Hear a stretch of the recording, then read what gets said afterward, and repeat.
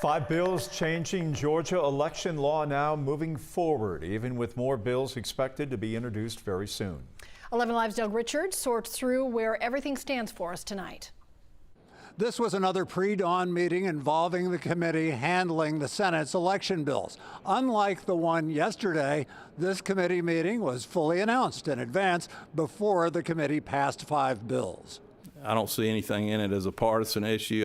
Republicans say they want to tighten security on absentee ballots. In last year's election, absentee ballots helped push Democrat Joe Biden to a historic victory in Georgia.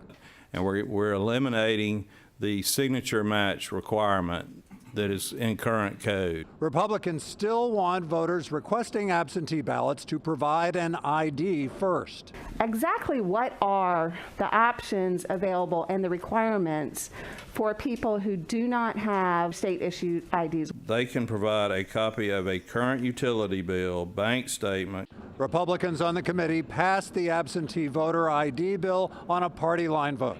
They also passed bills that would allow the state to take over in counties struggling with election administration, and a bill that would require counties to say, when polls close, how many votes had been cast. After a slow start, Republicans are now prioritizing bills that they say would tighten voter security and which Democrats describe as voter suppression. Most of these bills are based on falsehoods.